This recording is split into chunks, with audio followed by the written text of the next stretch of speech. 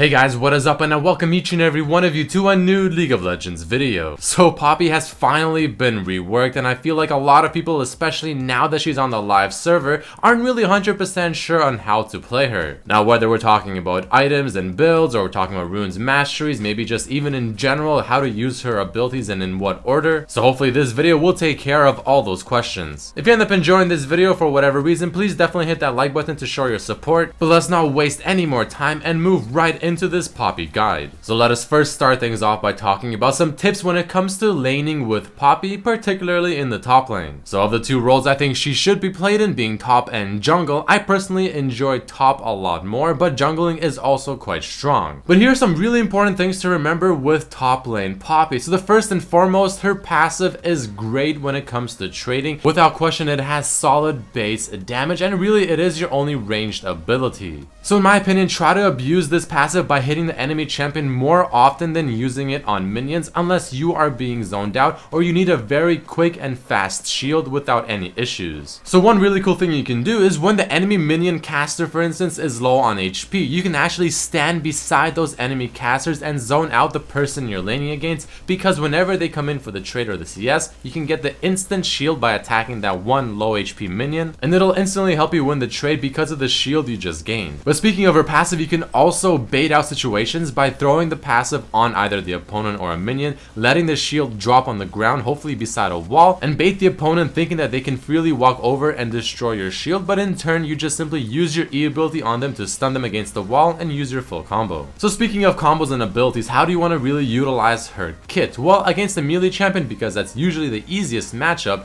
what you usually want to do is whenever they go in for a CS, you want to use your Q ability. It provides that nice little slow, use your auto attack, and then the second Q will also hit them, and from that you'll proc your Thunderlords and you'll do a lot of trade damage while they just only got one CS. If you're ahead in the lane and you have a huge wave getting pushed into the enemy tower, you can use your ultimate to knock them away from the lane to make them miss a lot of experience and CS. And here in this fight with the Lao is a really great use of her ultimate, where you can just simply press the R button and knocks them up in place instead of knocking them away, and then I position her in such a way that as she lands, it sets up a perfect E ability into the wall for the stun, followed by a Q. But next, let's go over some jungling tips in case you decide to take this hammer wielding Yordle into the forest, because she is actually quite strong there as well, so you wouldn't be wrong in doing so. So the first thing is to note that whenever you're doing the camps, do not stack your E stun and your passive shield. Make sure to use your stun first and then pick up the shield for the obviously shield, or vice versa, pick up the shield first from your passive and then once that wears off, use your stun. You want to be able to deny from the camps as much damage as possible, and this is the best way to do it. But another tip when jungling is also using your Q ability with the slow to kite the jungle monster so that you take as less damage as possible, while of course waiting for your other abilities like your passive or your E to reset so that you can further deny damage from the jungle monsters. A fantastic thing to do when counter jungling is, of course, assuming you know what's coming, you want to wait in a bush, or even if you come to the party late, you can essentially use your ultimate, knock away one of the two enemy champions, and then make it a 1 versus 2. A typical gank can look something like this. You use W for the move speed as you're walking into the lane, use your E ability for the stun if possible, or at least E them towards your allies so that they can put on damage as well.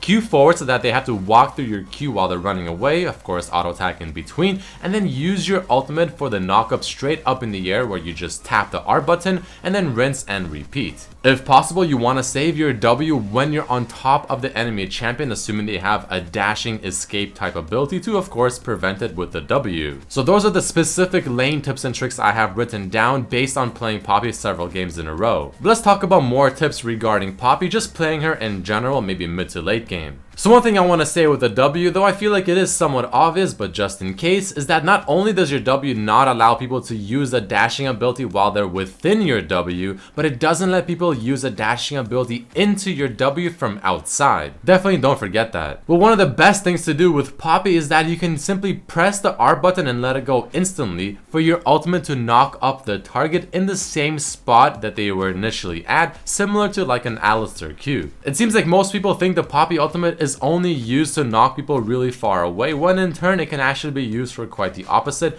just for the damage, just the CC itself, and to reset your abilities. One of the best things to do with Poppy that's really important as well, since she doesn't really have a whole lot to stick onto her target or engage as well as maybe many other champions, is to use your passive where you throw the shield with Dead Man's Plate and Iceborne Gauntlet. This will provide a heavy slow on the target, but make sure to activate your W before you throw your passive to proc the Iceborne Gauntlet as well. As you slow the target down, you can catch up to them, use your E ability, and then tap the R button to knock them up in place, and then your team can engage, and there you go, a perfect engage. So let's talk a bit more about her ultimate. Other than what I have already mentioned, her ultimate is amazing when it comes to doing objectives and you want to stop the enemy team from doing them. So for instance, if they're all at Baron Pit or the Dragon Pit, use your ultimate, knock as many of them away as possible, and then your team can simply follow up for the engage and potentially even take the objective. However, on the flip side, you can also do the exact same thing to the enemy team whenever you are doing the Dragon or Baron, knocking them away and ensuring that you and your team will finish off the objective without any issues. Another thing I've noticed that is really interesting to me is the fact that Poppy's passive, the shield throw, will actually count as an auto attack resetter, so you can walk up to the target in melee range, throw the shield, and then instantly you can auto attack them with your regular auto attack right after. So later on when we talk about masteries, you'll realize that even on Poppy I still take Thunderlords because it really is just simply a very strong mastery trait.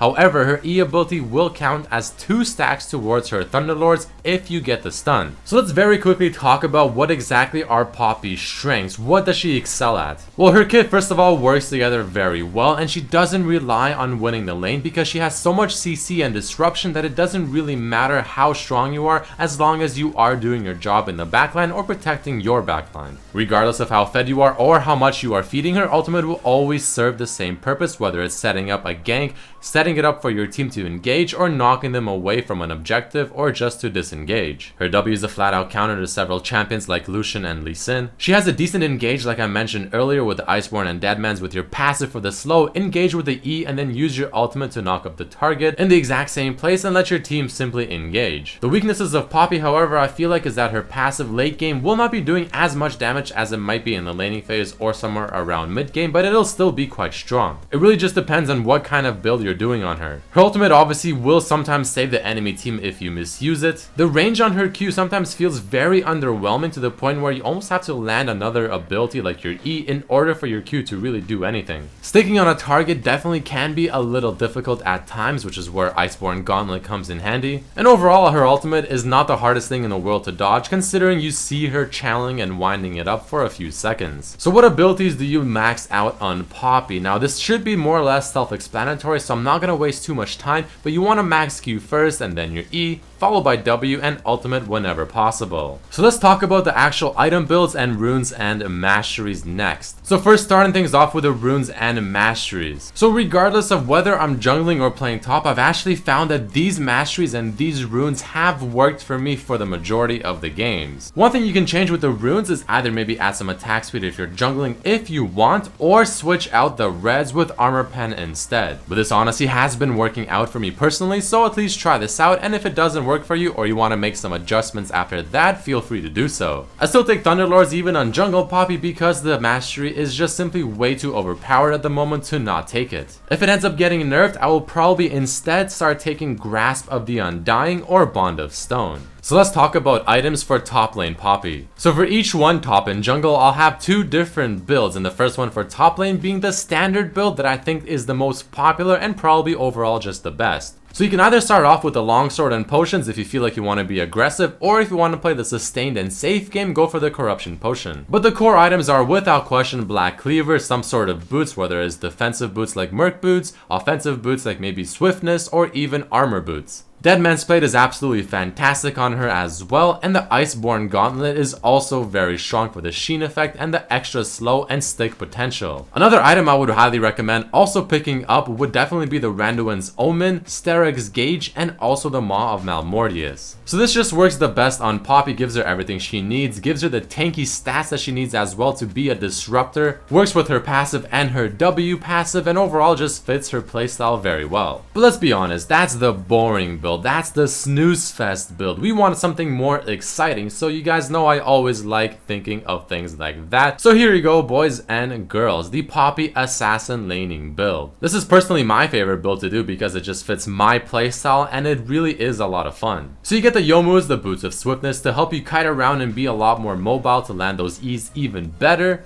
Follow it up with the Triforce for the Sheen effect, for the Phage, and even the Zeal. Deadman's Plate because it's Deadman's Plate, and Steric's Gauge to make your Sheen effect from Triforce that much more deadly. Maw of Malmortius is also another fantastic buy for this build. But following that, we have the jungle builds, with the first one being just a flat out tanky build. So the talisman and potion starting items shouldn't be too much of an issue or question as to why, but the core items you go for the Cinder Hulk. I personally like the Boots of Mobility to help me gank more often, but you can definitely swap those out instantly for whatever other boots you desire. Deadman's Plate because it's Deadman's Plate once again, and then Black Fever with the Gauntlet for the 40% CDR, and just overall the stats that you really need in this build. Again, this is just going for pure tanky stats, so you want to just more or less get items that give you more and more HP, and the core and the point of this build is just to be a tanky disruptor. But if you're feeling lucky and you want to go for some damage in the jungle, go for the Warrior Enchant instead of the Cinder Hulk, but other than that, it's more or less the same build. So my final thoughts on Poppy, just how strong or how overpowered is this champion? Well, I gave her a nice solid rating of 7 out of 10. She's definitely not overpowered, but she's not underpowered. She's very balanced and overall a solid rework by Riot. She does fulfill her role of being a decent duelist early to mid game and then transitioning into just a simple tank and disruptor. Her W is an amazing ability that I have never seen before in League of Legends, and her ultimate, again, another ability we've never seen that just has so many possibilities.